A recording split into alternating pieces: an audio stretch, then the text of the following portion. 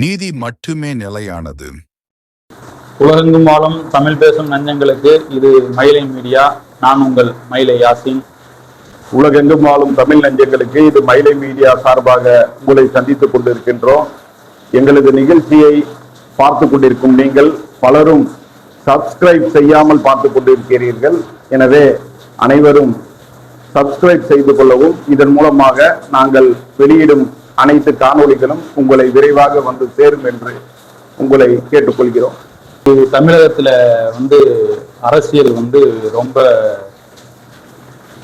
அதாவது சத்யராஜ் நடிச்ச அமைதிப்படை திரைப்படம் இருக்குல்ல, ஆமா, அதை விட பயங்கரமா அன்னைக்கு ஒவ்வொரு நிமிஷத்துக்கு நிமிஷம் அரசியல் வட்டாரத்துல இவ்வளவு ஒரு பரபரப்பு.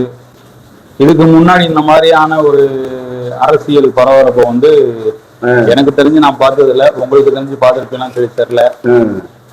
இந்த மாதிரியான ஒரு சூழல்ல விஜய் ஒரு தனிப்பெரும்பான்மை 108 சீட்டு ஜெயிச்சிருந்தாலும் கூட இன்னைக்கு அவரு முதலமைச்சர் ஆகுறதுக்கு ரொம்ப சிரமங்களை மேற்கொள்றாரு. கடுமையான திண்டாட்டங்கள்ல, ஏன்னா கிட்டத்தட்ட ஒரு 3 தடவை மேல ஆளுநரை போய் சந்திச்சுட்டு வராரு. ஆளுநர் ஒரு புடி குடிக்க மாட்டேங்கிறார். ஏன்னு சொன்னா இந்திய அரசியல் சட்ட விதிகளுக்கு மீறி ஆளுநர் செயல்படுறாரு. சட்டம் என்ன சொல்லுதுன்னு சொன்னா, சட்டப்பேரவையில அதுக்கான ஒரு டைம் இருக்கு, 2 வார காலம். 2 வாரமோ 1 மாசமோ. தனி பெரும்பான்மையா இல்ல, இதா ஜெயிச்சா, அதாவது தொகுதிகள் குறைவாக ஜெயிச்சா சட்டசபையில நீங்க நிரூபிச்சு காட்டிக்கங்க. அந்த மாதிரியான ஒரு சூழல் இருக்கும் பொழுது இப்ப ஆளுநர் விஜய துரத்தி அடிக்கிற மாதிரியான ஒரு சூழல் இன்னைக்கு ரொம்ப பரபரப்பா பேசப்படுது. இப்ப இதுக்கான சொல்யூஷன் என்ன? ஏன்னா விஜய்க்கு இன்னும் கூடுதலாக இருக்கக்கூடிய அந்த 12 சீட்டுகள் அவருக்கு தேவை. அப்படிங்கிற பட்சத்துல ஒவ்வொரு கட்சியும் ஆதரவு தர்ற மாதிரி தர்றாங்க, அப்புறம் தராம போறாங்க. இப்போ வரைக்கும் இன்னைக்கு இந்த நிமிஷம் வரைக்கும் விஜய் கிட்ட இருக்கக்கூடிய சீட்டு 116 சீட்டு இப்ப கன்ஃபார்மா இருக்குது. எப்படி இப்ப விஜய் முதலமைச்சர் ஆவாரா, இல்ல குடியரசுத் தலைவருடைய ஆட்சி வருமா, முன்னிறுத்தப்படுமா அப்படிங்கிற அடுக்கடுக்கான கேள்விகள் நமக்கு இருக்குது. அதாவது நீங்க கேட்ட முதல் விஷயத்துக்கு வருவோம். அமைதிப்படை அரசியல் நடந்துட்டு இருக்குன்னு சொன்னீங்க. ஆமா, உண்மையிலே உண்மையா அதுதான். இப்போதைக்கு மணிவண்ணன் நம்ம கிட்ட இல்ல, அவர் மறைந்து விட்டார். அவர் இருந்திருந்தாருன்னா அமைதிப்படை 3 போட்டு இந்த சம்பவங்கள் எல்லாம் சுவாரஸ்யமா தொகுத்து ஒரு படமே எடுத்து நேரம் திரைக்கதை வசனம் எழுதிட்டு இருப்பாரு. அந்த மாதிரி அமைதிப்படை படத்துல வந்த காட்சிகளை விட அதையெல்லாம் மிஞ்சும் அளவுக்கு என்ன செஞ்சிட்டு இருக்கு உண்மை அரசியல்ல ரொம்ப காட்சிகள் காமெடி காட்சிகளும் பரபரப்பான காட்சிகளும் இப்படி எப்படி தாக்குற காட்சிகளும் அதை தடுக்கிற காட்சிகளும் நிறைய நடந்துகிட்டு இருக்கு. அது நம்ம இப்ப இந்த 4-5 நாளா நம்ம மீடியாக்கள்ல நம்ம தொடர்ந்து பார்த்துக்கிட்டே ஆதரவுன்னு சொல்றாங்க. திடீர்னு கேட்டா அவங்களே மறுக்கிறாங்க, இன்னும் நாங்க ஆதரவு கொடுக்கல, ஆதரவு கொடுத்துட்டோங்கிறாங்க. அதுக்கு ஒரு பேட்டி. அப்புறம் நாங்க இன்னும் ஆதரவு கொடுக்கல அப்படின்னு சொல்ற காட்சியெல்லாம் நம்ம பாக்குறோம். இப்படி பரபரப்பா இந்த அரசியல் போய்கிட்டு இருக்கு. இதுக்கெல்லாம் என்ன காரணம்னு கேட்டா, இது வரைக்கும் 2 பேர் தான் இருந்து தமிழ்நாட்டை ஆட்சி செஞ்சுக்கிட்டு இருந்தாங்க. திமுக மேல குற்றம் குறை அப்படின்னு சொன்னா, ஊழல் குற்றச்சாட்டுன்னு சொன்னா அதிமுக மேல அதிமுக ஜெயிக்கும். அதிமுக மேல குற்றம் குறை, ஊழல் குற்றச்சாட்டு, இன்னும் மற்ற பிரச்சனைகள் சொன்னா திமுக ஜெயிக்கும். இந்த மாதிரி இவங்களுக்குள்ள 2 பேரும் ஒரு அண்டர்ஸ்டாண்டிங்ல இருந்துகிட்டு இருந்தாங்க. எந்த அளவுக்கு இவங்க அண்டர்ஸ்டாண்டிங்கா இருப்பாங்கன்னு சொன்னா, அதெல்லாம் நம்ம ஏற்கனவே கேள்விப்பட்டதுதான். இப்போ ஒரு விஷயத்துல அவங்களுக்கு ஒரு பல கோடி கிடைக்குதுன்னு சொன்னா, அதுக்குள்ள கமிஷனை இவங்க என்ன செய்வாங்க, அதிமுக கொடுத்துருவாங்க. அதிமுக அதே மாதிரி ஒரு பெரிய லெவல்ல ஒரு வருமானம் ஒண்ணு பண்ணிருக்குன்னு சொன்னா திமுகவுக்கும் கொடுத்துருவாங்க. அந்த அளவுக்கு அவங்களுக்குள்ள ஒரு அண்டர் டீலிங்ல தான் அவங்க 2 பேரும் இருந்துகிட்டு யாரையும் வளர விடாம, யாரையும் பெரிய லெவல்ல எந்த கட்சியும் வளர்ந்து தனக்கு எதிராக விடக்கூடாது என்பதுல ரொம்ப கண்ணுங்கருத்துமா இவ்வளவு காலமா இருந்துகிட்டு இருந்தாங்க. கிட்டத்தட்ட 50 வருஷமா இவங்க தான் போல வச்சுக்கிட்டு இருக்காங்க. இவங்களுடைய இந்த செயல்பாடு இருக்குல்ல, இது மக்களுக்கு நாளடைவுல ரொம்ப கடுப்பா போச்சு. என்னடா இவனும் என்ன செய்யறான், மண்ணை திருடுறான், ஆற்று மணலை கொள்ளையடிக்கிறான், மலையை வெட்டுறான், எல்லா லஞ்சம் ஊழல் எல்லாமே இருக்கு, எல்லா பிரச்சனையும் இருக்குன்னு சொல்லிட்டு அவனுக்கு ஓட்டு போட்டா அவனும் அதே செய்யறான். என்னடா இவன் இப்படி இருக்கானேன்னு சொல்லிட்டு சரி இவனுக்கு போடுவோம் அப்படின்னு சொல்லிட்டு அதிமுக போட்டா இவனும் அதே செய்யறான். இதே ரெண்டு பேரும் என்ன மாத்தி மாத்தி ஒருத்தருக்கு ஒருத்தர் குற்றச்சாட்டிக்கிட்டு இதே அரசியல பண்ணிட்டு இருக்கானுங்க. உள்ளுக்குள்ள திடீர்னு நல்லா நீங்க கூட கவனிச்சா தெரியும், அறிக்கைலாம் விடுவாங்க, நாங்க அடுத்த ஆட்சிக்கு வந்தா திமுகவினுடைய அமைச்சர்களை எல்லாம் கைது செய்வோம் அப்படின்பான். யாரு? அதிமுக காரன். சரி, திமுக காரன் என்ன செய்வான், அவன் வந்து ஆட்சிக்கு வர மாதிரி இருக்கு அந்த சூழல் இருக்குன்னு சொன்னா நாங்க வந்து என்ன செய்வோம், சட்ட நடவடிக்கைகளை பயங்கரமா எடுப்போம். ஜெயலலிதாவுடைய அந்த மரணம் இருக்குல்ல, சில மர்மங்கள்லாம் இருக்குதா, பலமான பேச்சு இருந்துச்சு இல்ல, அதுக்கு கூட ஸ்டாலின் வந்து அறிக்கை விட்டு இருந்தா தெரியுமா, நாங்க வந்தா விசாரிப்போம், குற்றவாளிகளை கூண்டியில் ஏற்றுவோம்னாரு. அது ஒரு அவருக்கு ஒரு பூஸ்ட் ஆச்சு. அது எல்லா கட்சியுமே நடக்கிறது தானே. ஆமா, இப்ப இந்த கட்சியில இருக்கும்போது மங்கள கொலை இருந்துச்சுன்னா அந்த கட்சி வந்து நாங்க ஆட்சிக்கு வந்தா இதை நோண்டி எடுப்போம். இல்ல ஏதாவது செஞ்சாங்களான்றதான் இங்க கேள்வி. நீ செஞ்சல இன்னொன்னு, ஏன்னா நம்மள வந்து டிஎம்கே நீங்க வந்து குற்றச்சாட்டு ஒரு 20 நாள் ஒன்னு ரெண்டு செய்வாங்க. ஆமா, 1-2 பேர் மேல வந்து கேச போட்டு இதுக்கு வந்து விளக்கம் கொடுங்கன்னு சொல்லிட்டு. இல்ல அதெல்லாம் கூட டம்மி ஆயிருது. யாரும் எந்த அமைச்சரையும் கைது பண்ணி உள்ளக்க வச்சா மாதிரிலாம் எதுவுமே தெரியல. கைது பண்ணி உள்ள வைக்கல, நோட்டீஸ் கொடுப்பாங்க அவ்வளவுதான் அப்படின்னு சொல்லி. ஆமா, அந்த மாதிரி இருக்கும். இதுல என்ன ரொம்ப நம்ம சிந்திச்சு பார்க்கக்கூடிய ஒரு விஷயம் சொன்னா, தூத்துக்குடி துப்பாக்கி சூடு நடந்துச்சு இல்ல. ஆமா, அதுல வந்து 13 பேர் இறந்தாங்களா, 14 பேர் இறந்தாங்க. அதுல வந்து நாங்க வந்ததும் இது விஷயமா ஒரு ஆணையெல்லாம் போட்டாரு ஸ்டாலின், கடுமையா நடவடிக்கை எடுப்போம் அப்படி இருக்கும். அந்த துப்பாக்கி சூடுல எந்த போலீஸ் அதிகாரிகள் சம்பந்தப்பட்டார்களோ, யார் உத்தரவிட்டார்களோ அவர்கள் மீது நடவடிக்கை எடுக்கணும்ல. இவர் வந்து இவர் ஆட்சிக்கு வரவும் அவங்களுக்கு எல்லாம் பதவி உயர்வு கொடுத்தாரு. புரியுதா? சரி. அப்போ அந்த மாதிரி ஒரு மட்டரக்கமான அரசியலையும் செயல்பாடுகளையும் டிஎம்கே வந்து என்ன செஞ்சது, அது தொடர்ந்து செஞ்சுச்சு. அந்த அளவுக்கு ரொம்ப பேர் இந்த கேள்வியாக எழுப்புனாங்க, என்னப்பா அந்த ஜெயலலிதா அம்மா இறந்ததால எவ்வளவு மரமா இருக்குன்னு நீங்க தான் சொன்னீங்க, எந்த நடவடிக்கை ஏன் எடுக்கல அப்படின்னு கேள்வியெல்லாம் வச்சாங்க. அப்ப அந்த மாதிரி ரெண்டு பேருக்குள்ள இந்த அளவுக்கு ஒரு அண்டர்ஸ்டாண்டிங் இருக்குது, அது இருந்துகிட்டு வருது அப்படின்றதுக்கு தான் வந்து மக்கள் வந்து அந்த அவங்களுக்கே கடுப்பாகி போச்சு. இந்த காட்சியை மாத்தி மாத்தி பார்த்து மக்களுக்கு ஒரு வெறுப்பு வந்துதான், புதுசா ஒரு ஆள் வரட்டும். இவங்க ரெண்டு பேரும் உள்ளடி வேலை பார்த்துக்கிட்டே உள்ளுக்குள்ள வந்து தமிழ்ல இன்னும் இதா கொச்சையா சொல்றாங்க, கூட்டு கல்லனா இருப்பாங்கன்னு சொல்லுவாங்கல்ல, அந்த மாதிரி இருக்கிறாங்க. அதனாலதான் அவங்க வந்து விஜய் மேல வந்து இந்த அளவுக்கு மக்களுக்கு ஈர்ப்பு வந்தது. அதுதான் அவர் ஒரு புது அரசியலை செய்வாரு, வித்தியாசமான அரசியலை செய்வாரு அப்படின்னு மக்கள் வந்து நம்பின காரணம் தான் விஜய்க்கு வந்த இவ்வளவு செல்வாக்கு. அப்ப இந்த அமைதிப்படை அரசியல் வந்து அமைதிப்படை படத்தை விட இப்ப வந்து அதிகமா நடந்துகிட்டு இருக்கு. இப்ப உள்ள சூழல் என்னன்னு பாத்தீங்கன்னா, திடீர்னு ஒருத்தர் என்ன செய்யறாரு, ஆதரவு கொடுக்கிறாரு, இல்ல நாங்க ஆதரவு கொடுக்கலங்கிற திமுக கிட்ட கேட்கணுங்கிறாரு ஒருத்தர். ஐயுஎம் எல்லாம் முஸ்லீம் லீக் எல்லாம் அவங்க வந்து தனி கட்சி தனி திட்டவட்டமா அறிவிச்சாங்க. என்னண்டு நாங்க வந்து தாவே ஆட்சி மெம்பர் நாங்க இது கிடையாது சொல்லி ஆதரவு இல்லைன்னு சொல்லி ஆதரவு இல்லைங்கிறத டிக்ளேர் பண்ணிட்டாங்க. அது எப்போ பண்ண ஆதரவுன்னு சொல்லியே அறிவிச்சாங்க, அதுக்கப்புறம் தான் ஆதரவு இல்லைங்கிறாங்க. அப்போ அந்த அளவுக்கு உள்ளுக்குள்ள வந்து பல்வேறு அரசியல்கள் வந்து அந்தரங்க அரசியல் என்ன உள்ளுக்குள்ள நடந்துகிட்டு இருக்கு. பல்வேறு மிரட்டல்கள் அந்த கட்சிக்கு. காங்கிரஸ் போய் என்ன செஞ்சிச்சு, எடுத்ததுமே வந்து 5 பேர் வந்து ஆதரவு கொடுத்தாங்க. ஆமா, அப்படிதானே. ஆனா வந்து உடனே இவங்க திமுக தரப்புல கடுமையான கண்டனம், துரோகம் செஞ்சுட்டாங்க அது இதுன்னு சொல்லிட்டு துரோக முத்திரையை வந்து காங்கிரஸ் மேல குத்துனாங்க. அதுக்கெல்லாம் வந்து திமுக தகுதியே கிடையாது.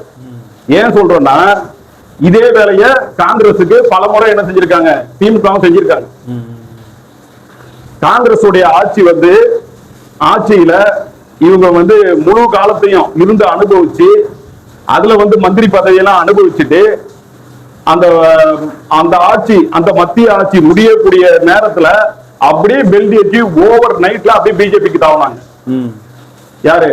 திமுக. அப்ப இவங்களுக்கு வந்து காங்கிரஸ கேட்கறதுக்கு ஏதாவது அருகதை இருக்கா? புரியுதா? அப்ப வந்து அந்த அருகதையே இவங்களுக்கு கிடையாது. இது அப்ப அவங்க தாவும் போது காங்கிரஸ் கிட்ட ஒரு கோபம் இருக்கத்தானே செய்யும். என்ன கோபம்? இதே திமுக வந்து இப்படி தாவும் போது கூட காங்கிரஸுக்கு கடுமையான அதிருப்தி கோபம் இருக்கும். என்ன எத்தனை நாள் நம்ம கூட இருந்துட்டு இப்படி தின்னு ஒரு சொல்லாம கொள்ளாம போயிட்டாங்களே அப்படிங்கிற ஒரு கோபம் அது இருக்கத்தான் செய்யும். இருக்கும்பா. அதே கோபம் இப்ப இவங்களுக்கு திமுக என்ன சொல்ற, நீங்க அப்படி தாவுனீங்கல்ல, நீங்க வந்து அப்படிலாம் தாவாம அப்படியே நீங்க கரெக்டா நீங்க வந்து ரொம்ப யோக்கியமான அரசியலையும் ரொம்ப தூய்மையான அரசியலையும் நீங்க காலகாலத்துக்கு பண்ணி இருந்தா ஓகே. ஆனா நீங்க அந்த மாதிரி எதுவும் பண்ணலையே. நீங்க முன்னாடியே செஞ்சிட்டீங்க காங்கிரஸுக்கு எல்லா வகையிலையும். ராஜீவ் காந்தியோட கொலை குற்றவாளிய வந்து நீங்க என்ன செஞ்சீங்க, கட்டி பிடிச்சி வரவேற்று இது பண்ணீங்க, அதெல்லாம் அவங்க மனசை பாதிக்காதா? பராசக்தி படத்தை எடுத்து அதுல அவங்க இந்த இந்திய எதிர்ப்பை வந்து அது ஒரு அரசியல் பண்ணி காங்கிரஸ் தாக்குதல் தான் அந்த படம். அதை நம்ம ஆரம்பத்திலே சொன்னோம், காங்கிரஸ் இதுல வெறுப்பு ஏற்படும் அப்படின்ட்டு. அதெல்லாம் நீங்க செஞ்சீங்கல்ல. இது இல்லாம இப்ப என்னென்ன கட்சிகள்லாம் வந்து நாங்க விஜயை ஆதரிக்கிறோம்னு போறாங்களோ இவங்களெல்லாம் இழுத்து பிடிச்சி ஃபெவிகால் போட்டு ஒட்ட வச்சது டிஎம்கே தான். காங்கிரஸ் வந்து அவங்க விஜய் வீட்டு கதவை தட்டுறதுக்கு போயிட்டாங்க. அந்த அளவுக்கு கிட்டக்க போன பிறகு அவங்களை இழுத்து பிடிச்சி இங்க கொண்டு வந்தது எல்லாமே டிஎம்கே உடைய வேலை தான். அது எல்லாருக்குமே தெரிஞ்ச ஒரு அரசியல். அந்த கூட்டணி இப்போ அமைஞ்சிருக்குல்ல, இப்ப யார் யார் போயிருக்கா? காங்கிரஸ் போயிருக்கு, 2 கம்யூனிஸ்ட் போயிருக்கு, விசிகா போயிருக்கு. விசிகா போகல, அவங்களும் போலையா? இன்னும் கன்ஃபார்ம் பண்ணல. ஆனா போயிருவாங்க போல. அவங்க ஆட்சி அதிகாரத்துல பங்கு இருக்கிறாங்க, அதனால இன்னும் கன்ஃபார்ம் பண்ணல. சரி, எப்படியும் போற நிலைமையில தானே இருக்கு பெரும்பாலும். அது தெரியல, அது பின்னாடி. சரி, நம்ம என்ன இன்னைக்கு நாளைக்கு தெரிஞ்சிடும் என்ன. அப்ப இந்த கட்சிகள் எல்லாம் இன்னைக்கு என்னென்ன கட்சிகள்லாம் இங்க இருக்கோ கூட்டணிக்கு முன்னாடி சேர வேண்டியவங்களை தான் இவங்க இழுத்து பிடிச்சி இங்க உட்கார வச்சு அவங்க ஓரளவுக்கு நல்லா வெற்றி பெறவங்களையும் வந்து தடுத்து அதோட மாத்திரம் அவங்களை வந்து இது பண்ணல. இவங்களுக்கு அடிமை சேவகம் செய்யற கட்சிகளாக இதை வந்து டிஎம்கே வந்து என்ன செஞ்சுக்கிட்டு பயன்படுத்திக்கிட்டு இருந்தா அதான் உண்மையும் கூட. இப்போ நம்மளுடைய நாலேஜ், அரசியல் நாலேஜ், இப்போ விஜய் வாங்கி இருக்கக்கூடிய ஓட்டு அந்த சதவிகிதம், அவர் பெற்றிருக்க தொகுதி எல்லாம் கணக்கு பண்ணா இப்போ 2 கம்யூனிஸ்டுக்கும் அவர் குறைஞ்சது 10 கொடுத்திருப்பாரு, இல்லாட்டி 8 சீட்டாவது கொடுத்திருப்பாரு. அதான உண்மை. தாராளமா விசிகாவுக்கு 10 தொகுதி தாராளமா கொடுத்திருப்பாரு. காங்கிரஸுக்கு ஒரு தாராளமா 30 சீட்டு கொடுத்திருப்பாங்க. கரெக்ட் தானே? அப்ப இந்த கட்சிகள்லாம் அங்க போயிருந்தா இவங்க எல்லாருமே சேர்த்து குறைஞ்சது ஒரு 40 சீட்டு ஜெயிச்சிருப்பாங்க. 40 சீட்டு ஜெயிச்சிருக்க உட்கார்ந்துருப்பாரு முதலமைச்சர். ஆமா, 40 சீட்டு ஜெயிச்சிருப்பாங்க. அவரும் வந்து இவங்களுடைய கூட்டணி பலம் சதவீத ஓட்டு சேரும் போது ஒரு இத்தனை கட்சிகளும் சேர்ந்து ஒரு 5% ஓட்டு போடும்ல தாவேகாவுக்கு. கண்டிப்பா. அப்போ வந்து அவர் இன்னும் அதிகமான சீட்டை ஜெயிச்சு இன்னைக்கு சாலிடா ஒரு 180 தொகுதிக்கு மேல அந்த கூட்டணி வெற்றி பெற்று ஆட்சி அமைக்க மிகப்பெரிய ஒரு இது ஏற்பட்டிருக்கும். ஆனா வந்து அதையெல்லாம் தடுத்தது திமுகவுடைய உள்ளரங்க அரசியல் தான். கரெக்டா ஸ்கெட்ச் போட்டு, காரணம் அவங்களுக்கு இருக்கிற அந்த மதசார்பின்மை அந்த தன்மை இருக்குல்ல, அதுக்கு இந்த கட்சிகள்லாம் ரொம்ப அவசியம். யார் யாரை வச்சு அவங்க அந்த மதசார்பின்மை கட்சி இது அப்படின்னு சொல்லி ஒரு முற்போக்கு கட்சி அப்படின்னு நிரூபிக்க முடியும்னா காங்கிரஸை வச்சு நிரூபிக்க முடியும், 2 கம்யூனிஸ்டுகளை வச்சு நிரூபிக்க முடியும், விசிகாவை வச்சு நிரூபிக்க முடியும். இவங்க இல்லாட்டி அந்த கூட்டணியே மதசார்பின்மை கூட்டணியாக வந்து அது ஆகாது. இவங்க டிஎம்கே விட ஒரு பியூரிட்டியான ஒரு மதசார்பின்மையை கடைபிடிக்கிறவங்க இந்த கட்சிகள். காங்கிரஸ் ஒரு காலத்திலையும் பிஜேபியோட போய் சேர போறது இல்ல, அப்படிதானே? அப்ப அவங்கதான் வந்து கம்யூனிஸ்டுகளும் சேர போறது இல்ல, விசிகாவும் சேர போறது இல்ல. திமுக சேர்றதுக்கும் வாய்ப்பு இருக்கு. அவங்க ஆல்ரெடி அவங்க அப்பா கருணாநிதியே வந்து சேர்ந்து என்ன மோடி ரொம்ப நல்லவர்கள்லாம் சொன்னவர், புரியுதா? அதனால அந்த இதெல்லாம் தனியா இருக்கு. அப்போ அந்த அவங்கள வந்து அங்க இருந்து தடுத்து நிப்பாட்டியது ஆரம்பத்திலேயே டிஎம்கே தான். அவங்கள வந்து அங்க போக விடாம தடுத்து நிப்பாட்டி அவங்களுடைய அரசியல் வாழ்க்கைய அவங்கள நாசமாக்குனது டிஎம்கே தான். இப்போ நாசமாக்கிக்கிட்டு டிஎம்கே தான். இதுல வந்து ஸ்டாலின் என்ன செய்யறாரு, தான் ரொம்ப நல்லவரு, தான் பெரிய ஜனநாயகவாதி மாதிரி தெரியுன்னு அடிக்க ஒரு தடவை ஒரு அறிக்கை விட்டுக்கிட்டு இது பண்ணிட்டு இருக்காப்ல. அதெல்லாம் உண்மையே கிடையாது. உள்ளுக்குள்ள என்ன பண்றாங்க, இந்த கட்சிகளை எல்லாம் வந்து என்ன செய்யறது, இதுக்கு முன்ன வந்து அதிகாரமா மிரட்டினாங்க, அதுக்கு முன்ன வந்து பல்வேறு விஷயங்களை வச்சு மிரட்டி அவங்களை உள்ளுக்குள்ள உட்கார வச்சாங்க, காசு பணத்தெல்லாம் காட்டி. உதாரணத்துக்கு காங்கிரஸ் இருந்ததுக்கே யார் காரணம், 2-3 பேர் காரணம். ஒண்ணு சிதம்பரம் ஒரு காரணம், ப. சிதம்பரம். அடுத்து இந்த கட்சியினோட மாநில தலைவராக இருந்த செல்வ பெருந்தகை, அவர் ஒரு முக்கிய காரணம். டிஎம்கே கூட்டணியிலேயே தொடர்ந்து அந்த கட்சி இருந்ததுக்கு அதான் காரணம். அதனால்தான் வந்து ராகுல் காந்தி கோவப்பட்டு அவர் வந்து என்ன சொன்னாரு, நான் தமிழ்நாட்டுக்கு பிரச்சாரத்துக்கே வரமாட்டேன்ற மாதிரி அவருடைய செயல்பாடு இருந்தது. பாண்டிச்சேரிக்கு வந்து இங்க வரல, பாண்டிச்சேரிக்கும் தமிழ்நாட்டுக்கு பெரிய பக்கத்துல உள்ளது, அவரு வரல, அந்த அளவு கோவத்துல இருந்தாரு. அப்படியும் கடைசி நேரத்தில் அவரை கூப்பிட்டு வாங்க நம்ம கட்சி உள்ள இதுக்குள்ள அவர் பிரச்சாரம் பண்ணுங்கட்டு ஒரு 4-5 தொகுதியில அவர் பிரச்சாரம் பண்ணிட்டு போனாரு. டிஎம்கே தொகுதிகளுக்கு போல அந்த இடத்துல ஸ்டாலின் கூட பேர சொல்லல, தமிழக முதல்வர் சம்பந்தமா ஒரு எதையுமே சொல்லாம, அது பேர கூட சொல்லாம என்ன எப்படி இல்ல சொன்னாரு ஸ்டாலிங்கிற பேரை சொன்னாரு. அதாவது பிஜேபி இதை பத்தி பேசும்பொழுது ஸ்டாலிங்கிற பேரை சொன்னாரு. இல்ல அதுக்கு முன்ன அவர் வந்து பேச்சுகள் வந்து ரொம்ப அதிக அளவு இருக்கும், அந்த அளவுக்கு இல்ல. இந்த ட்ரிப் பேரை சொல்லி இருக்கலாம், குறைவான இதுல சொல்லுங்க. அதுக்கு முன்னாடி ரொம்ப சொல்லுவாரு. ஸ்டாலினை வந்து இப்படி நேரா சந்திச்சு பேசுவாரு, கெட்டி பிடிச்சு பேசுவாரு. அந்த அளவுக்கு ரெண்டு பேரும் நகமும் சதையுமா இருந்தவங்க. பெரிய அளவுல அந்த பேசல, ஸ்டாலினை பத்தி அவர் பேசலாம் தான் மீடியாக்கள்ல செய்தி வந்தது. பேசியிருக்கலாம் ஒருவேளை, நம்மளுக்கு தெரியல. ஏன்னா அப்ப அந்த அளவுக்கு வந்து கோவப்படுறதுக்கெல்லாம் வந்து காரணம் என்னன்னா, இவர் வந்து அவங்க ஒரு கால்குலேஷன் பண்ணிருப்பாங்க காங்கிரஸ். அவங்களும் உளவுத்துறையை வச்சு யாருக்கு என்ன செல்வாக்கு இருக்குன்னு ஒரு விசாரிக்கிறதுல செய்வாங்க. இந்த முறை வந்து அதிக அளவுல ஒவ்வொரு கட்சியும் வந்து என்ன செஞ்சிருக்காங்க, யாருக்கு என்ன செல்வாக்கு இருக்குன்றத ரொம்ப அனலைஸ் பண்ணிருக்காங்க. அப்ப அவர் பண்ணும்போது, அவர் தரப்புல பண்ணும்போது தாவேகாவுக்கு செல்வாக்கு அதிகமா இருக்குன்றது அவருக்கு ப்ரூஃப் ஆயிடுச்சு. யாருக்கு? ராகுல் காந்தி. அதனால நம்ம தாவேகா இந்த ஒரு கூட்டணியை செட் பண்ணுவோம், கம்யூனிஸ்டுகள், 2 கம்யூனிஸ்டுகளோட. ஏன்னா காங்கிரஸ் போற இடத்துல கம்யூனிஸ்டும் வந்துருவாங்க, பிசிகா வந்துரும், நம்மளாம் சேர்ந்து ஒரு இதா வந்து அசம்பிள் ஆகும்னு அவருக்கு நினைச்சத அப்ப முறியடிச்சதும் இதே வந்து டிஎம்கே தான். அவங்களுடைய அரசியல் வாழ்க்கையை கெடுத்ததும் அதுதான். இப்ப கெடுத்துட்டு இருக்கிறதும் அவங்கதான்.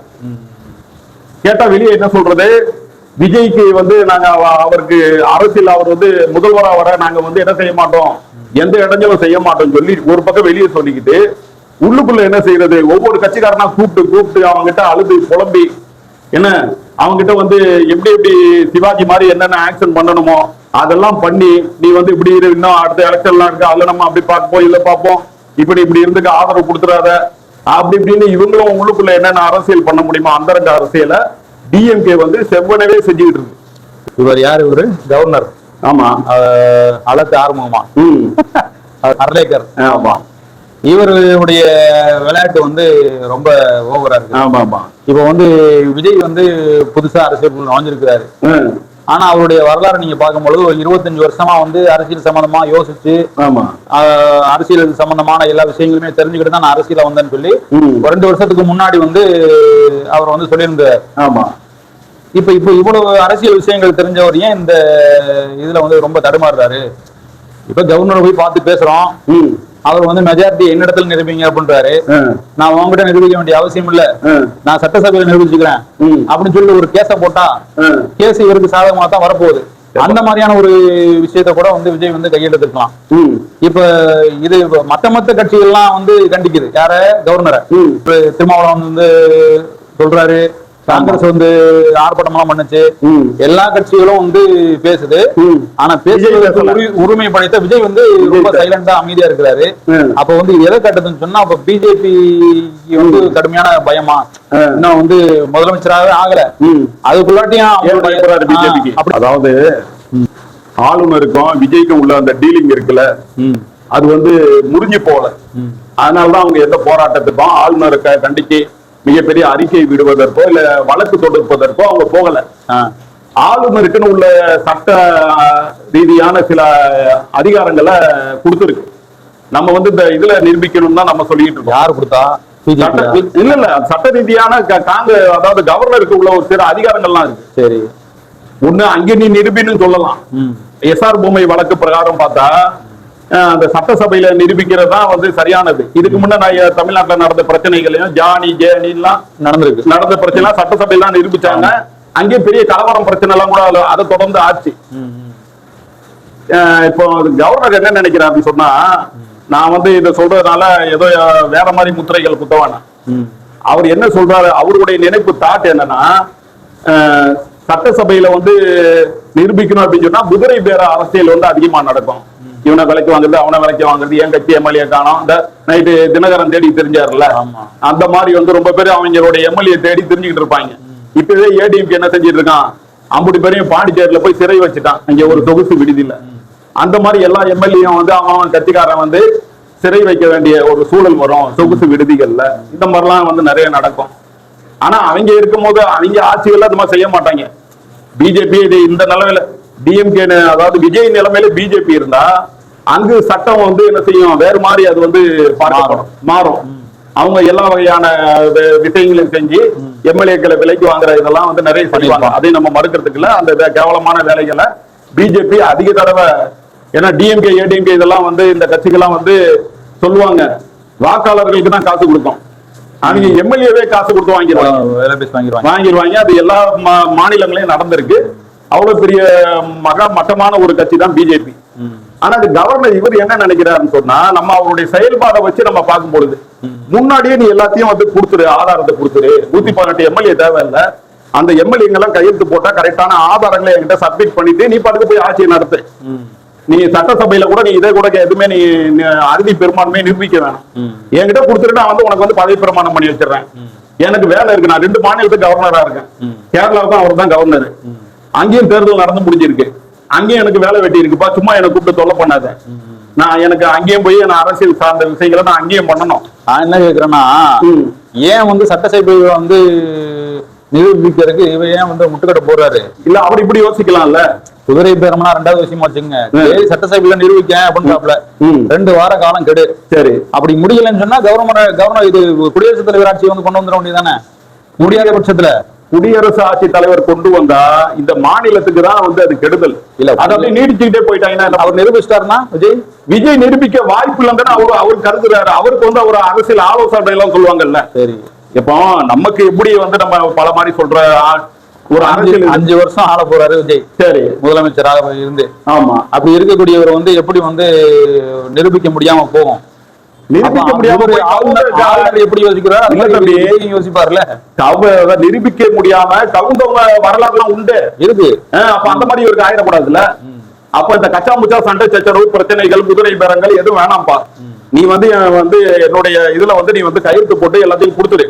கொடுத்து பாருங்க, அப்ப என்ன செய்ய, நிம்மதியா ஆட்சி செய் அப்படின்னு அவர் நினைக்கிறாரு. அப்படி அவரு, ஏன்னா அவர் தான் எல்லாமே பல அரசியல், நீ கவர்னர் இருக்கிறாருன்னா அவர் என்ன செய்வாரு, தனிச்சு அவர் மாத்திரம் எதுவும் முடிவு எடுக்க மாட்டாரு. அவருக்குன்னு ஆலோசனை சொல்றதுக்கு பல்வேறு சட்ட நிபுணர்கள் இருப்பாங்க. அவருக்குன்னு ஆலோசகர்கள் ஒரு குழு இருக்கு, அவங்க சொல்லுவாங்க. இல்லங்க சூழல் வந்து இப்படி இல்ல, அவங்களும் போய் எம்எல்ஏக்கள் எல்லாம் ஒழிச்சு வச்சுட்டானுங்க. ஒருவேளை அவர் இப்படி எதுவும் யோசிச்சிருக்கலாமோ? அதாவது வந்து இப்பயே ஒரு நாள் வந்து பெரும்பான்மையை நிர்வகிக்க முடியல, ஒரு முதலமைச்சர் ஆயிட்டு எப்படி பெரும்பான்மை அப்படிங்கிற ஒரு இது இருக்குல்ல, இருக்குமோ? ஏன்னா 2 சைடுமே யோசிக்க வேண்டியது இருக்கு. ஆமா ஆமா, அதாவது ஏடிஎம்கே என்ன செஞ்சுட்டாங்க, இருக்கிற எம்எல்ஏ எல்லாம் கடத்திட்டு போய் பாண்டிச்சேரியில வச்சு பாதுகாத்துட்டாங்க. புரியுதா? அவங்கள பாதுகாத்து ரெடியா உட்காந்துட்டு இருக்காங்க. டிஎம்கே கூட என்ன செய்யறாங்க, அவங்க எம்எல்ஏக்களை ஓரளவு கண்காணிப்புல வச்சிருக்காங்க. பாதுகாக்கலன்னு சொன்னாலும் கண்காணிப்புல வச்சு எங்க போவானு சொல்லி ஆமா இது பண்ணிருக்காங்க. கூட்டணி கட்சியே போடாம தடுத்துட்டு இருக்காங்கல்ல. கூட்டணி கட்சிகளை பிசிகாவை இன்னைக்கு வரைக்கும் அறிவிக்கல, அப்படிதானே? நேத்துலாம் அறிவிச்சுட்டாதான் இன்னைக்கு அறிவிச்சிருவாருன்னு நினைக்கிறேன். அந்த சூழல் இருக்கு.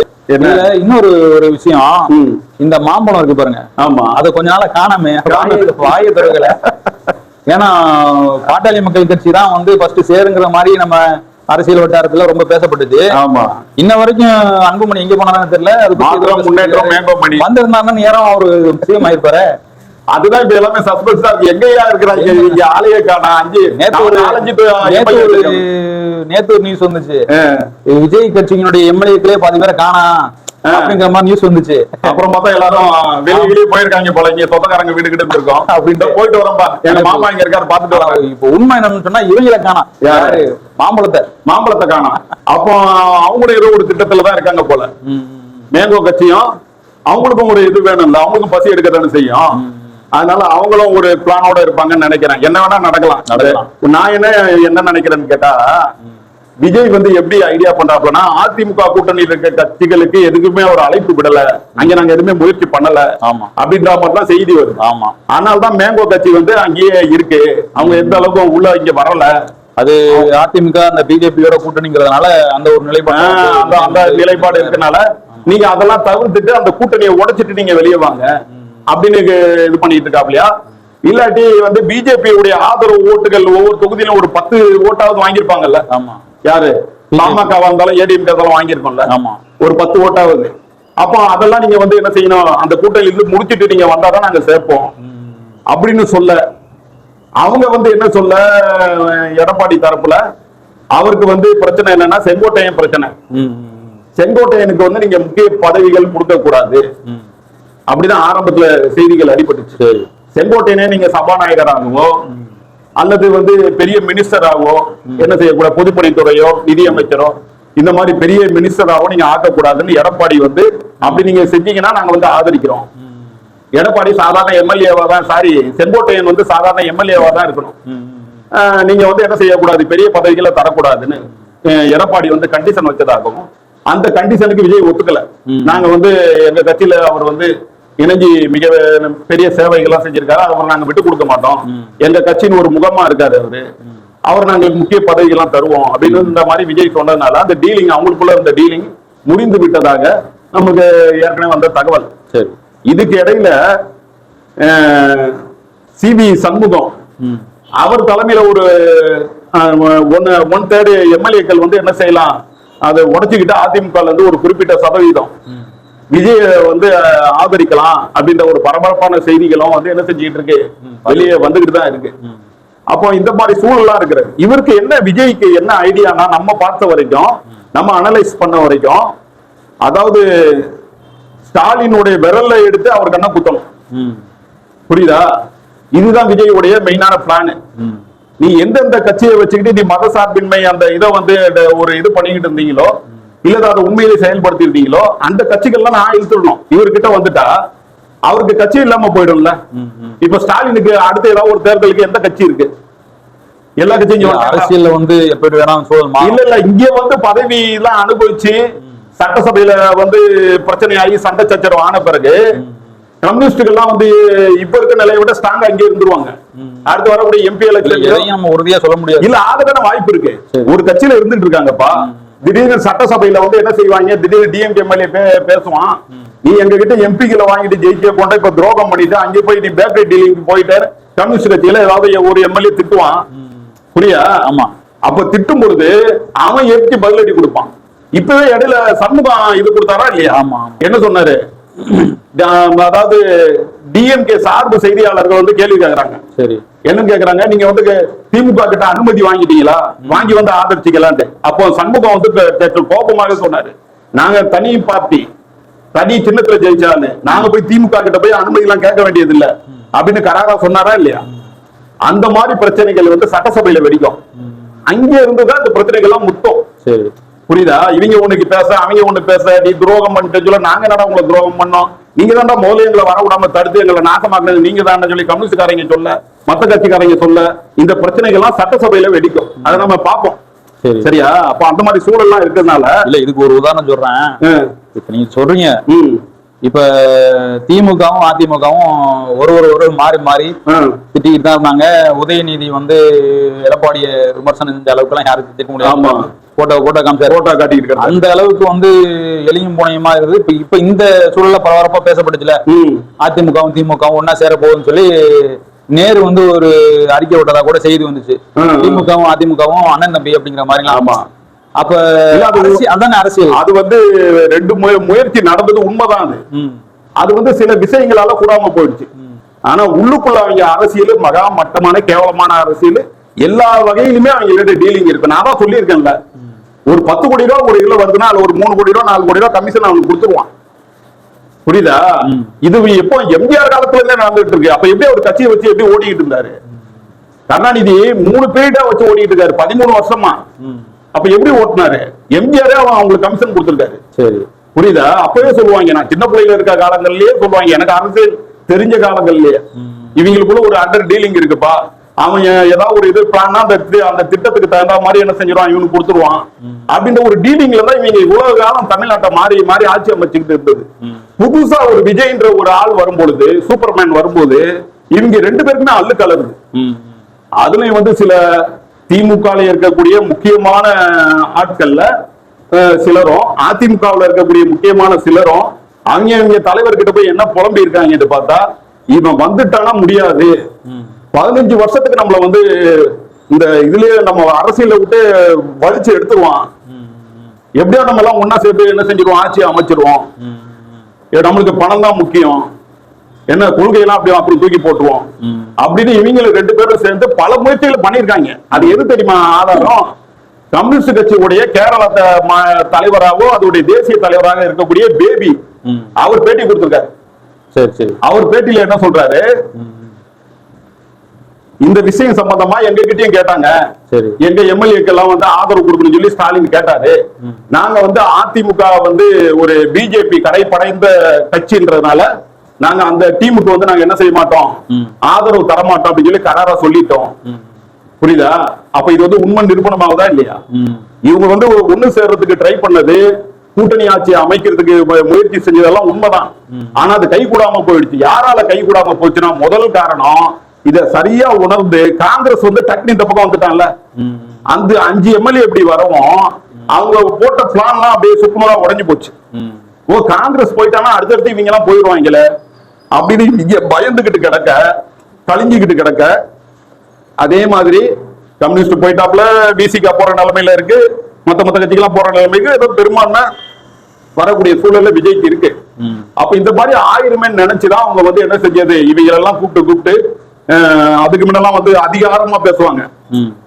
அதுக்கு முன்ன அதிகார தோணியில பேசினவங்க இப்போ வந்து அன்பா பண்பா, நாங்கெல்லாம் இவ்வளவு காலம் உங்களை இது பண்ணிருக்கோம் அது பண்ணிருக்கோம், நீங்க வந்து இருக்கணும், இந்த கூட்டணியில தான் இருக்கணும், அடுத்தடுத்து தேர்தல் இருக்கு, அதுவும் ஓபன் அறிக்கையாவே வந்துச்சு, அடுத்தடுத்து தேர்தல் இருக்கு. ஸ்டாலினே பேசியிருக்காரு. சரி, ஸ்டாலினே இவங்க எல்லாம் கூப்பிட்டு திமுக தலைமையே வந்து என்ன செஞ்சிருக்கு, எப்ப இதுக்கு அப்புறமா இந்த பிரச்சனை இல்ல இல்லப்பா, இந்த அதாவது விஜய்க்கு ஆதரவு தர்றது இவங்க எல்லாம் தயாராயிட்டாங்க. இதெல்லாம் பிசிகா வந்து அதுவும் ரெடி ஆயிடுச்சு. அப்பவே கூப்பிட்டு ஒவ்வொருத்தரா வந்து இவங்க தடுத்துக்கிட்டே இருந்தாங்க. புரியுதா? அப்போ அந்த அரசியல் எல்லாம் வந்து அந்தரங்கமா வந்து டிஎம்கே வந்து செஞ்சுதான் இருக்கு. அதனாலதான் இந்த அமைதி அரசியல் வந்து இப்ப நடந்துட்டு இருக்க காரணம் அதுதான். திமுக போடுற முட்டுக்கட்டையாலதான் இந்த பிரச்சனை. உடனே வந்து திமுகவுடைய வாடகை வாயர்கள், முகநூல்ல இருக்கிற ஆட்கள் எல்லாம் வந்து டிஎம்கே தான் கிங் மேக்கர், என்னமோ இவங்க ஆதரவுல அவங்க விஜய் வந்து ஆட்சி செய்யற மாதிரி இன்னைக்கு பரப்பிக்கிட்டு இருக்காங்க. அதெல்லாம் பச்சை பொய். எவ்வளவு தடுக்க முடியுமோ அவ்வளவோ தடுப்பு இருக்கு திமுக தலைமை. அதெல்லாம் மீறிதான் இவங்க வந்திருக்காங்க. அதனாலதான் விடுதலை சிறுத்தைகள் கட்சி இன்னைக்கு வரைக்கும் இப்படி இருந்துட்டு இருக்க காரணங்கள்ல அதுவும் ஒண்ணு. பல்வேறு விஷயங்களை காட்டி பயமுறுத்துவாங்கல்ல, இந்த கேஸ் இருக்கு அந்த கேஸ் இருக்கு, உன் கட்சிக்கார மேல இது இருக்கு, எல்லாம் நல்லது கிட்டெல்லாம் பண்ணிதானே இருப்பாங்க. அப்ப இதெல்லாம் நாங்க எது பண்ணிடுவோம், இதுக்கு ஆதாரம் எங்க கிட்ட இருக்கு, பல மாதிரி மிரட்டுவாங்க. அரசியல் முதல்ல அன்பா பண்பா பேசி பார்ப்பான், பணத்தை கொடுத்து பார்ப்பான், அதுக்கப்புறம் இந்த நடவடிக்கை அந்த நடவடிக்கை, இந்த ஆதாரம் இருக்கு பாரு அந்த ஆதாரம் இருக்கு பாரு மிரட்டுவாங்க. அதுல வேற அவங்களுடைய கையாளாக இருக்கக்கூடிய ஆளூர் சானவாசு, நீங்க தாவேகாக்கு ஆதரவு தெரிவிச்சா நான் கட்சியை விட்டு வெளியே வந்துடுவேன் அப்படின்ட்டு இப்போ அவர் வந்து விசிகா தாவேகா கூட சேர்றதுக்கு எதிராக தான் அவர் வந்து பேட்டி எல்லாம் கொடுத்துட்டு இருக்காரு. புரியுதா? திமுக ஆதரவா அவர் இப்ப செயல்பட்டு இருக்கிறாரு.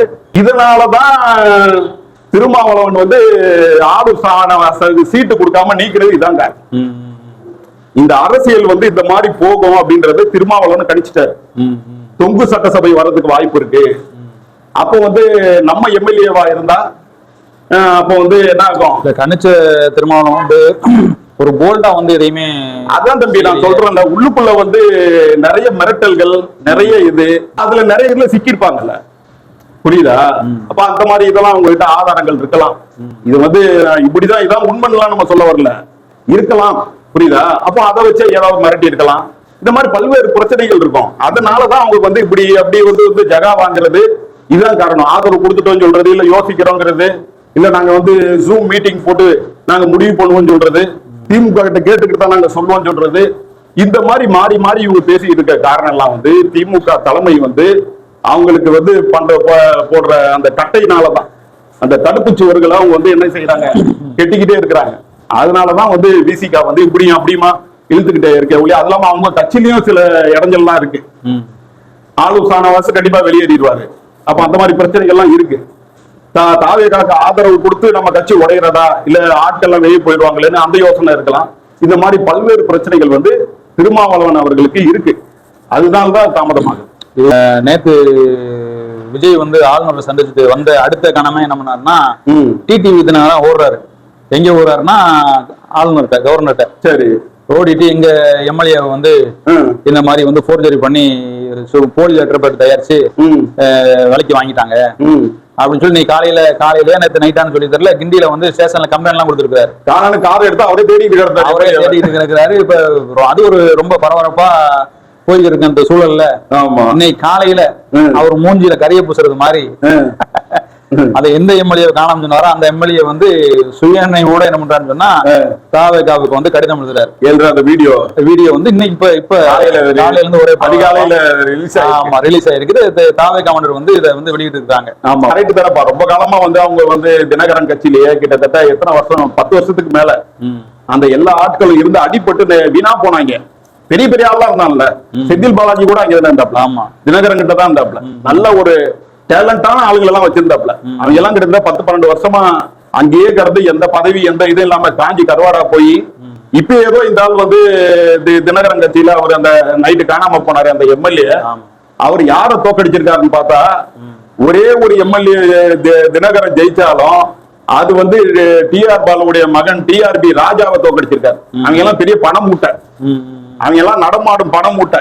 அந்த பண மூட்டைகளையே வந்து தினகரன் கட்சி எம்எல்ஏ வந்து அந்த குக்கர் சின்னம் வந்து அந்த தஞ்சாவூர் தொகுதின்னு நினைக்கிறேன், அந்த தொகுதியிலே தோக்கடிச்சிருக்காரு. அதனால வந்து அதான் எல்லாருமே சொல்லிட்டு இருக்காங்க, ஒன்னே ஒண்ணு ஜெயிச்சா கூட நல்லா சூப்பரா கண்ணே கண்ணடா சிங்கப்புட்டி மாதிரி ஜெயிச்சுட்டான் அப்படின்ற மாதிரி சொல்லிட்டு இருக்காங்க. அப்ப அவரு இவ்வளவு காலமா வந்து அவங்களுக்குன்னு தேவைகள் இருக்கும்ல, அவருக்கும் கடுமையான பசியில இருப்பார்ல. அதனால அரசியல் இதான வாய்ப்பு. எல்லாருக்கும் அரசியல் எப்பவுமே வாய்ப்புகளை வந்து நழுவ விட்டுறக்கூடாது. வாய்ப்பு கிடைச்சா பயன்படுத்த. ஆமா, இப்ப நான் சொல்றேன், அந்த முஸ்லீம் லீக் இருக்குல்ல, அவங்களும் அப்படியே கொத்தடிமையா மாறி அப்படியே திமுக என்ன சொல்லுதோ நாங்க அந்த மாதிரி தான் நடப்போம் கிடப்போனா, இதே திமுக நாளைக்கு வேற மாதிரி சொல்லுவோம். உங்க அரசியல் வாழ்க்கை அஸ்தமிச்சு போயிடும். அந்த 2 எம்எல்ஏக்களோட அவங்க ஆதரவு தெரிவிக்கிறது தான் நல்லது, அந்த கட்சிக்கும் அந்த கட்சியினுடைய வளர்ச்சிக்கும் நல்லது. இல்லையா அது வந்து சமுதாயத்தை அதை வச்சு ஏதாவது நல்லது செய்யலாம்ல. இப்ப 2 எம்எல்ஏ போனா ஒருத்தருக்கு எப்படியாவது மினிஸ்டர் போஸ்டிங் தருவாரு, அதை வச்சு நீங்க சமுதாயத்துக்கு ஏதாவது நன்மை செய்யலாம். அதை விட்டு போட்டு பழைய இதெல்லாம் பேசி அரசியல் எப்படின்னா அப்ப உள்ள அப்டேட்டிங் என்ன ஃபியூச்சர் நம்மளுக்கு என்ன இருக்கு அதை சிந்திக்கணும். ஃபியூச்சர் இப்போ அதுக்கு முன்னாடி திமுக இருந்தது, நீங்க வந்து திமுக ஒரு முடிவு எடுத்து அங்கேயே இருந்துட்டீங்க, அங்கேயே பாய போட்டு அறிவாலயத்துல படுத்துட்டாரு ஒரு காதர் மைதீன். அதனால வந்து அது சரி. ஆனா இப்போ வந்து விஜய்னு ஒருத்தர் வரும்பொழுது அப்போ 3 இதா பிரிஞ்சிருது, முக்கோண வடிவாயிருக்கு. இனிமே உள்ள ஃபியூச்சர்ல எந்த கட்சியுமே தனிச்சே நிக்காது, கூட்டணி தான். இல்ல தனிச்சு ஒரு கட்சி நிக்கும், இது பிஜேபி நிக்கும் போல இல்ல, அண்ணன் சீமான் நிப்பாரு. அவரு வேற அவரோட இனிமே கூட்டணி சேர்றதுக்கு வாய்ப்புகள் இருக்கு. ஆமா, ஏன்னா அவர் அடிபட்டு நொந்து வெந்து இனிமே இது வேலைக்கு ஆகாது. எவ்வளவுதான் உறுதியா பேசினாலும் வந்து அவரு சாகர வரைக்கும் கூட அவர் எதுவும் ஒரு சீட்டோட ஜெயிக்க போறது கிடையாது. ஆமா, கூட்டணி வச்சாலே தவிர அவரும் தன்னுடைய நிலைப்பாட்டை வந்து மாறிடுறான வாய்ப்புகள் வந்து இருக்குது. ஆமா, இப்ப வந்து பிஜேபி உடையினாலதான் ரொம்ப கேவலமா போயிருக்குன்னு நினைக்கிறேன். அவங்க 27 சீட்டு வாங்கி முதலையாவது 4 எம்எல்ஏ இருந்தாங்க, கொஞ்சம் கௌரவமா இருந்துச்சு. ஆமா, இந்த கொஞ்சம் மலர்ந்துகிட்டு இருந்துச்சு. ஆமா, இப்ப மலர்றது புஷன கருகி போச்சு. என்ன ஒண்ணு இல்லாம இந்த விஜயோடைய அலையில யாருக்குடா பயங்கர பாதிப்புனா அவங்களுக்கு ஒரு பயங்கர பாதிப்பு, அதிமுக பாதிப்பு, திமுக எல்லாம் பாதிப்பு. இதுல வந்து பிஜேபி வந்து சுத்தமா வாச விட்டு அந்த போஜராஜன்ற ஒரு ஆள் மாத்திரம் ஊட்டி தொகுதியில குறைவான ஓட்டு 900 சில்ட்ரன் நினைக்கிறேன். மத்த கட்சிகளுடைய கூட்டெல்லாம் சேர்த்து பார்த்தா அவங்க எல்லாம் எங்கேயோ தாண்டி போறாங்க. காங்கிரஸ் கட்சியுடைய ஓட்டு, தாவேகாவுடைய ஓட்டெல்லாம் சேர்த்தா அது ஒரு 20,000 ஓட்டு எக்ஸ்ட்ரா வருது. அவரை விட 900 சில்ட்ர ஓட்டுல ஊட்டியில அவர் ஏதோ ஜெயிச்சிருக்காரு. அவர் ஒருத்தர் தான் இப்ப பார்க்க எம்எல்ஏவா இருக்கிறாரு.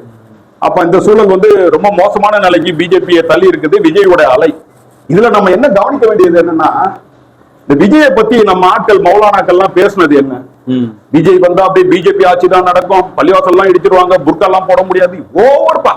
ஒரு சில பேர் பேசுன பேச்சுலாம் இருக்க, இவங்க வந்து மார்க்கம் தெரிஞ்சிருக்க ஆளுங்களா இல்ல அல்லாஹ்வை ஈமான் கொண்டிருக்காங்களா, என்ன எவ்வளவுனே தெரியல, அரசியல் தெரியுதா என்னன்னே தெரியாம அவன் முக்தாருக்கெல்லாம் பேட்டி. அவன் ஒரு மகா மட்டமான ஒரு பத்திரிகையாளர். அதாவது திமுக சொம்புலயே 100% சொம்பு. அவன் செந்தில் வேலை எல்லாம் மிஞ்சினாள், அந்த அண்டா செந்தில் இருக்காப்லையா அவனெல்லாம் மிஞ்சினாள். இவன் முடிஞ்சு உட்கார வச்சுக்கிட்டு பேட்டி எடுக்கிறேன்னு சொல்லிட்டு அதுக்கு தோதான கேள்விகளை கேட்டு அவர் என்னமோ விஜய் வந்தாலே எல்லாமே இதா போயிடும், பள்ளிவாசல் எல்லாம் இடிச்சிருவாங்க, புர்கெல்லாம் போட முடியாது, விஜய்க்கு ஓட்டு போடுறதா ஹராம் இப்படின்னு ஓவரா பேசவும் கடுப்பா வாங்கலாம் மாட்டாங்களா சாதாரணமா நடிகை சிந்திக்கிறவன். இந்த மாதிரி பேட்டிகள்லாம் கொடுக்கவும் வெறுப்பாய் போய் போடாதவங்க கூட போட்டான் போல. யாரு அவர் பக்கம் ஓட்டு அதிகமா தள்ளி விட்டது இந்த மௌலானாக்களுடைய வேலையும் அதுல இருக்கு. சரியா, இதுல வந்து நம்ம ஆட்களுக்கு இதெல்லாம் நிறைய புத்திமதி இருக்கு. இனிமே அரசியலை எப்படி அணுகணும், நீங்க பாத்துக்கிட்டு இருந்த கடந்த கால திமுக அதிமுக அரசியல் இல்ல இது. அந்த காட்சிகளே சுத்தமா மாறிடுச்சு. இப்ப வேற டைமென்ஷன்ல வந்து முக்கோண வடிவுல இது போயிடுச்சு. இனிமே விஜய் தனியா நிப்பாரு, அவர் கூட இந்த மத சார்பற்ற கட்சிகள்லாம் போய் டிஎம்கே கிட்ட எப்படி இருந்துச்சு அந்த மாதிரி போய் நிக்கும். திமுக அதிமுக கூட்டா சேர்ந்துப்போம். அடுத்த தேர்தல்களும் நம்ம பார்க்க போறோம். இவங்க 2 பேரும் சேர்ந்தாதான் உங்களுக்கு ஏதோ கொஞ்சமாவது ஒரு 50 தொகுதியாவது ஜெயிக்க முடியும், எம்பி அந்த ஒரு 10 எம்பியாவது ஆக முடியும். அந்த சூழல் வந்து அவங்க நோக்கி போயிட்டாங்க. அது வந்து அவங்க இப்ப நிரூபிச்சு காட்டிட்டாங்கல்ல, நாங்க கூட்டணி ஆட்சி அமைக்க போறோம் அப்படின்ட்டு. இப்ப இந்த மாதிரி பிரச்சனைகள்லாம் நடந்துகிட்டு இருக்கு. விஜய் வந்து முதலமைச்சர் ஆயிட்டாருன்னு சொன்னா பிஜேபியினுடைய அந்த தாக்கம் வந்து இன்னும் கடுமையா இருக்கும். இப்ப இந்த மாதிரியான ஒரு சூழல் சொல்றாங்களா நீங்க நினைக்கிறீங்களா? இல்ல, அப்படித்தான் இருக்கும். ஏன்னா அந்த கரூர் விஷயத்தெல்லாம் தோண்டி ஒன்னொன்னா இவன் அந்த ஆட்சிக்கு வர்றதுக்கு முன்னாடியே அந்த மும்மொழி கொள்கையை வந்து ஆதரிச்சு கையெழுத்து போட்டு கொடுங்கிற ஒரு விஷயத்த வந்து ஒரு வாரத்துக்கு முன்னாடி வந்து தமிழக அரசுக்கு நாங்க அனுப்பியிருந்தாங்க அப்படின்ற திட்டத்துல. ஆமா ஆமா. இப்ப இந்த மாதிரியான விஷயங்கள் வந்து அடுத்தடுத்து வந்து இந்தி திணிப்பு எல்லாம் வந்து என்ன பண்ணுவாங்கன்னு சொன்னா அடுத்தடுத்து கொண்டு வருவாங்க. இந்த மாதிரியான இப்ப இது வந்து ஒத்து வரல அப்படின்னு சொன்னா விஜயினுடைய அந்த விஷயங்களை எல்லாம் என்ன பண்ணுவாங்கன்னு சொன்னா தோண்டி எடுக்க ஆரம்பிப்பாங்க. அப்ப இந்த மாதிரியான ஒரு குடைச்சல் வந்து பாஜக வந்து தொடர்ச்சியாக கொடுக்கும், அதுல மாற்று கருத்து இல்ல. அப்ப இதையெல்லாம் சமாளிக்கக்கூடிய திறமை இருக்குதா? ஏன்னா வந்து அந்த அளவுக்கு ஒரு அனுபவம் இல்லை அப்படின்னு சொல்லி நம்ம நினைக்கிறோம். என்னதான் வந்து கூட்டணி கட்சிகளுடைய ஆலோசனை இருந்தாலும் அவர் வந்து அதை ஃபேஸ் பண்ணக்கூடிய ஒரு நிலையில இருக்கிறாரா? அதுக்குதான் இவர் வந்து என்ன செஞ்சிருக்காரு, டிஎம்கே கிட்ட இருந்து அந்த மதசார்பற்ற தன்மை பிஜேபி எதிர்ப்பு மனப்பான்மை உள்ள கட்சிகளா பார்த்து கூப்பிடுறாரு. இவர் நினைச்சிருந்தா அதிமுகவோட சமரசமா போயிருக்க முடியும். அதிமுகவுடைய சமரசமா போயிருந்தா இப்ப நீங்க கேட்ட கேள்வி எல்லாம் உண்மையாகும். என்ன ஆகும், அவங்க கொஞ்சம் அதிமுக கொஞ்சம் பிஜேபியோட கொஞ்சம் அப்படி இது பண்ணி போவோம், அப்படிதானே? அவங்க கொஞ்சம் மிங்கல் ஆனவன், அதனால இந்த திட்டத்தெல்லாம் நீ ஆதரி, இதெல்லாம் இது பண்ண அப்படின்னு சொல்லி அவங்க ஒரு அழுத்தம் கொடுக்கறதுக்கெல்லாம் வாய்ப்பு இருக்கு. அப்போ வந்து பிஜேபியோடைய கைப்பிடிக்குள்ள இவங்க போறதுக்கு உண்டான உண்மைகள் வந்து அதிகமா இருக்கு. ஆனா இப்ப உள்ள சூழலை இவர் எடுத்திருக்க இந்த நிலைப்பாடை பார்க்கும் பொழுது இந்த கட்சிகள் எல்லாம் கூப்பிட்டு அவர் சேர்த்துக்கும் போதே அவர் பேசியிருக்காரு. நீங்க எல்லாம் வந்து நான் ஏதாவது தவறு செய்யும் பொழுது, அவர் நேரத்தை பேசியிருக்காரு அவங்க கிட்ட. யாரு? விஜய் பேசியிருக்காரு. அதாவது நான் ஏதாவது தவறு இழைக்கும் பொழுது நீங்கெல்லாம் என்னை வந்து கண்டிச்சு என்ன வந்து என்ன செய்வீங்க, வழி நடத்துவீங்க, என்னுடைய இதை வந்து தவறுகளை திருத்துவீங்க, அதுக்காண்டிதான் நான் வந்து உங்களை வந்து அழைச்சிருக்கேன் அப்படின்னு சொல்லியிருக்காரு. என்ன அத வந்து கம்யூனிஸ்ட் வந்து என்ன செஞ்சிருக்காங்க, பேட்டியாவும் சொல்லியிருக்காங்க. அதனால வந்து அதுக்கெல்லாம் வாய்ப்பு இல்லை. ஏன்னா இந்த தமிழக அரசியலை பொறுத்த வரைக்கும் இங்க எப்படி அரசியல் பண்ணணும்னு சொன்னா பெரியார் சித்தாந்தம், அம்பேத்கர் உடைய சித்தாந்தம், இதுகளை தூக்கி பிடிக்கணும், பிஜேபியை கடுமையா எதிர்க்கணும். இதுல யாரு அதிக பங்களிப்பு செய்யறாங்களோ அவங்கதான் அரசியல்ல வந்து இங்க நிலை பெற முடியும். புரியுதா? RSS நம்ம தமிழ்நாட்டுல திட்டுறோம்ல, மனுநீதி சம்பந்தமா அவங்க ஏதோ ஒரு மனுசாஸ்திரம் அந்த மனுநீதி அடிப்படையா அது எதிர்த்து எல்லாம் பேசுவாங்க. ஆமா ஆமா. அத வந்து நம்ம தமிழ்நாட்டுல பேச எல்லாம் கைத்தட்டி கேட்பான், ரசிப்பான். ஆமா, ஆகா ஓகோன்னு லைக் போடுவான். இதே நீ போய் டெல்லியில பேசினாலும் உத்தரப்பிரதேச பேசினாலும் வெடிச்சிடும், உடனே கேஸ் போட்டுருவான். அங்க உள்ள ஹை கோர்ட்டுங்களும் சுப்ரீம் கோர்ட்டுங்களும் என்ன செய்யும், உனக்கு எதிராக தான் தீர்ப்பு சொல்லும். அங்க வந்து என்ன அரசியல், இந்துத்துவ அரசியல், மனுசாஸ்திர அரசியல். அங்க போய் பெரியாரையும் அம்பேத்கரையும் தூக்கிலாம் பிடிக்க முடியாது. தமிழ்நாட்டுக்கு வந்து என்ன அரசியல் சொன்னா மதசார்பற்ற அரசியல். இதுதான் இங்க கட்டமைக்கப்பட்டுள்ளது.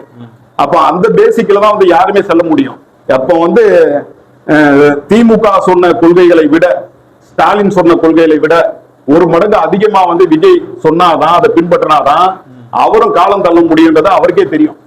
அதனால வந்து இவங்க போட்ட ஏற்கனவே பாதை, நம்ம திமுகவை என்னதான் விமர்சித்தாலும் இந்த விஷயத்துல அவங்க விமர்சிக்க முடியாது. பாசிச பாஜகவை எதிர்க்கிறது, இந்திய எதிர்ப்பு, இதெல்லாம் வந்து திமுக வந்து நம்ம எதிர்க்க முடியாது. இதை வந்து அவங்களுக்கு விமர்சிக்கவே முடியாது. அந்த அளவுக்கு சிறப்பான ஒரு பாதையை வந்து அமைச்சு தந்திருக்காங்க. அந்த வழியில தான் விஜய் செல்ல முடியுமா ஒழிய அதுல இருந்து வலிவி இல்ல அவங்களுடைய எதிர்த்து குரல் கொடுக்கக்கூடிய ஒரு ஆற்றல் வந்து விஜய்க்கு இருக்கு. ஆமா, பண்ணிதான் ஆகணும். அதுக்கு அந்த வழிபாடு கட்சிகளுடைய அவங்க ஆதரவோட பண்ணுவாரு. ஆமா, அதெல்லாம் அவரா பார்த்து சேர்க்கிறாரு. சரி, புரியுதா? எல்லாத்தையும் அங்க மேகமணியையும் ஈஸியா சேர்த்திருக்கலாமே. காங்கிரஸையும் பாமக வச்சு ஒரு காலத்தை தள்ளி இருக்கலாம்.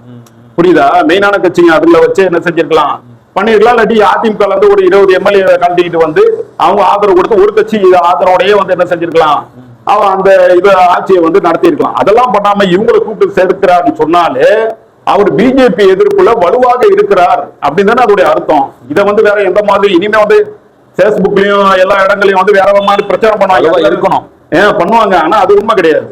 அதனாலதான் இந்த கட்சியெல்லாம் கூப்பிட்டு திருமாவளவன்ல இருந்து கம்யூனிஸ்ட் எல்லாம் சேர்க்கறது. நான் ஏதாவது தெரிஞ்சும் தெரியாம நான் வந்து தவறுகள் செஞ்சா நீங்க என்ன வந்து திருத்துவீங்க, கண்டிப்பீங்க, அதுக்குதான் நான் வந்து உங்களை வந்து கேட்கிறோம் அப்படின்னு இவரு சொல்ல, கம்யூனிஸ்ட் கட்சியில இருக்கிறவங்க என்ன சொல்லியிருக்காங்க, எங்களுடைய சுய தேவைக்காக நாங்க வந்து என்ன செய்ய மாட்டோம், எந்த கோரிக்கையும் உங்களை நாங்க வைக்க மாட்டோம். பிஜேபி எதிர்ப்பு இந்த கொள்கையில வந்து நீங்க பின்வாங்க கூடாது, அதுல நீங்க வந்து ஸ்திரமா நிக்கணும். பின்வாங்கிடுவாங்க. ஆமா ஆமா, வாங்கிடுவாங்கன்றது அவருக்கும் தெரியல, அவருக்கும் தெரியல. கம்யூனிஸ்ட் வந்து விட்டு கொடுக்க மாட்டாங்க அப்படின்றது அவருக்கும் தெரியும். அப்ப அதனால வந்து இந்த கட்சிகள் எல்லாம் கூப்பிட்டு அவரு சேர்க்கும் பொழுது அவர் பிஜேபி உடைய எதிர்ப்பு மனப்பான்மையில கடுமையா இருக்கிறாரு அப்படின்றது தெளிவாகுதுல்ல. சரி. இதுக்கு மேல என்ன ஒரு ஆளை போட்டு நம்ம நோண்டிக்கிட்டே இருக்கிறதுல அர்த்தமும் இல்ல. அவர் கூட்டணியும் வைக்கல, பிஜேபி ஆதரவா செயல்பாடுகளையும் செய்யல. என்ன சில இடங்கள்ல வந்து ரொம்ப கடுமையா கண்டிச்சு பேச வேண்டிய விஷயங்களை கண்டிக்காம விட்டுருக்காரு. அது தவறுதான். அது அதை அவர் செஞ்சிருக்கணும். அந்த இந்த விஷயங்கள் எல்லாம் திருப்பரங்குன்ற விவகாரத்தெல்லாம் வந்து அவரு என்ன செய்யல, கருத்து பிரதிபலிக்கல. அதெல்லாம் தவறுதான். அது அந்த மாதிரி தவறுகள்லாம் இனிமேல் நடைபெறாது அப்படின்றத இவங்கெல்லாம் போய் சேர்ந்து இருக்கிறதுனால நம்ம அதை நம்பலாம்.